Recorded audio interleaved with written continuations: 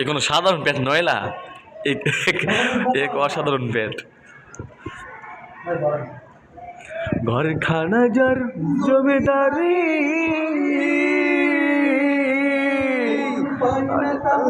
হুকুম জারি,